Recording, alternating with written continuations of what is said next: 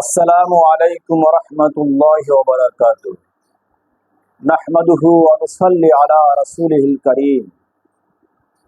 সুপ্রিয় দর্শক ও শ্রোতা, মুহররম আরবি শব্দ যার অর্থ হচ্ছে পবিত্র, সম্মানিত। ইসলামী চান্দ্র মাসের প্রথম মাস। পহেলা মুহররম হচ্ছে আরবি নববর্ষের প্রথম দিন। এই মুহররম মাসটি আরবিতে 4টি পবিত্র মাসের একটি। প্রাচীন কাল থেকে এই মুহররম মাস পবিত্র মাস হিসেবে গণ্য। মুহররমের 10 তারিখ একটি মর্যাদা সম্পন্ন দিন। এদিনকে আশুরার দিন বলা হয়। মুহররম মাসটি বিশেষ ঐতিহাসিক ঘটনার একটি মাস। আশুরার দিনটি বিশেষ ঐতিহাসিক ঘটনার সাক্ষীর দিন।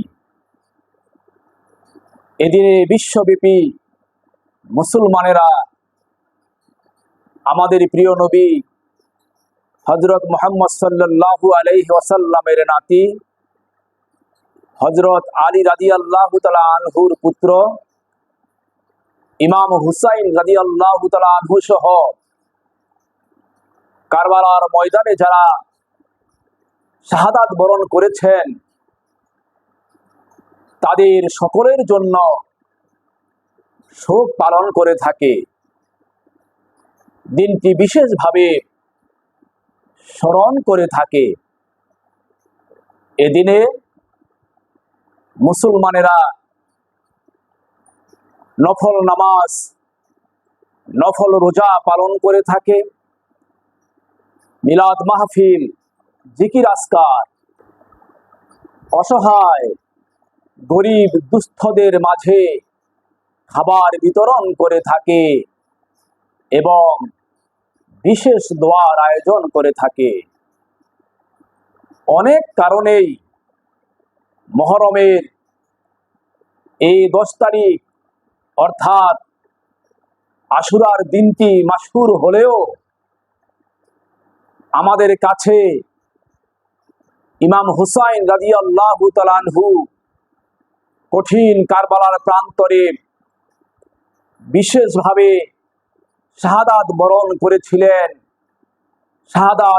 করেছিলেন আরো অনেকে। তাদের এই মর্মান্তিক শাহাদাত বরণের দিন, এই আশুরার দিন হওয়াতে আমরা এই দিনটি বিশেষভাবে স্মরণ করে থাকি, বিশেষভাবে পালন করে থাকি। এদিনে আল্লাহ পাকের ইবাদত বন্দেগী করে থাকি এবং দোয়া করে থাকি, মুনাজাত করে থাকি। কোন খাঁটি মুসলমান, প্রকৃত মুসলমান, কোন নবীর খাঁটি উম্মত যার মহব্বত নবীজির প্রতি রয়েছে, যার মহব্বত আহলে বায়াতের প্রতি রয়েছে, যার মহব্বত ভালোবাসা ইমাম হুসাইনের প্রতি রয়েছে, ওই মুসলমান কখনো এই দিনটিকে বিশেষভাবে স্মরণ না করে পারে না। ওই মুসলমান এই দিনটিকে বিশেষভাবে পালন না করে পারে না, দোয়ার আয়োজন না করে পারে না, ইবাদত বন্দেগী না করে পারে না। যে দিনটিকে বিশেষভাবে পালন না করে, বিশেষভাবে স্মরণ না করে আমরা মনে করব তার ভিতরে নবীজির প্রতি মহব্বত নাই, নবী সাল্লাল্লাহু আলাইহি ওয়াসাল্লামের আহলে বায়াতের প্রতি মহব্বত নাই, ইমাম হুসাইন রাদিয়াল্লাহু তাআলা আনহুর প্রতি মহব্বত ভালোবাসা নাই। তার ভিতরে নিফাক রয়েছে, মুনাফিকি রয়েছে। আরেকটি বিষয় হলো যে আমরা লক্ষ্য করি যে আমাদের দেশে অনেক তরুণ তরুণীরা, যুবক যুবতীরা, এমনকি অনেক বয়োজ্যেষ্ঠরা 31st রাতে,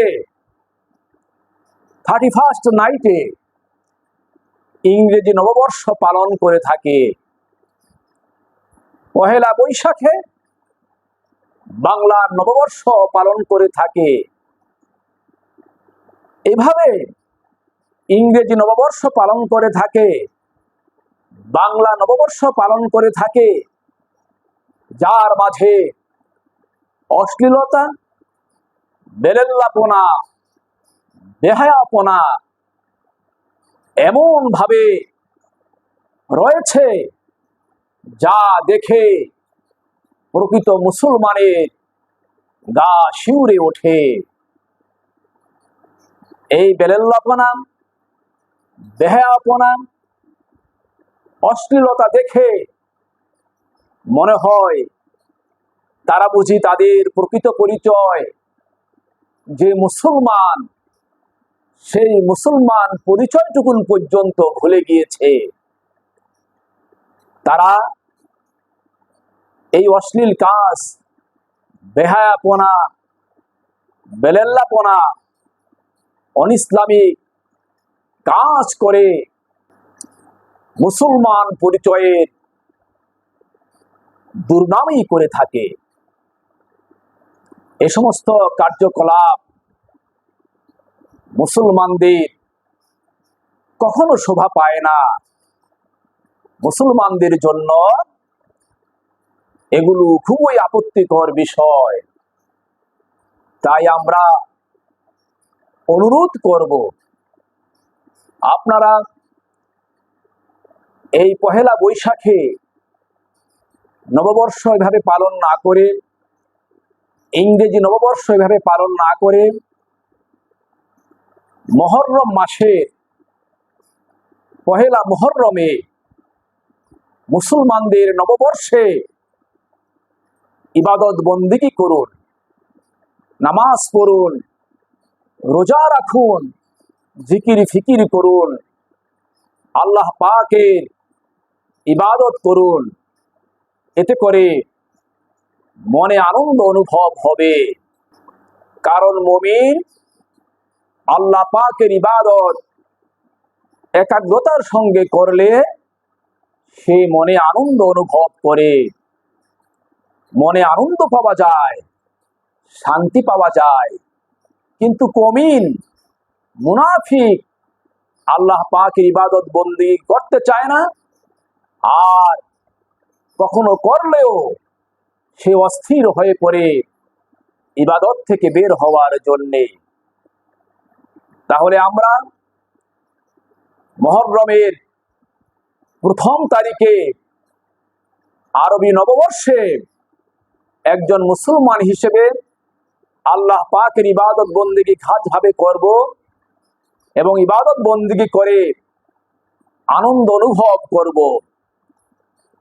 আর পিছনের একটি বছর যে আমাদের পার হয়ে গিয়েছে, এজন্য আল্লাহর দরবারে শুকর আদায় করব এবং আগামী একটি বছর যাতে আমাদের শান্তিতে কাটে, সুখে কাটে, এই জন্য আল্লাহ পাকের কাছে দোয়া করব আমাদের আগামী দিনগুলো যেন হয় সুখের, শান্তির, সহি সালেমে যেন আমরা কাটাতে পারি এবং পরকালীন জীবন যেন আমাদের নাজাতের হয়, মুক্তির হয়।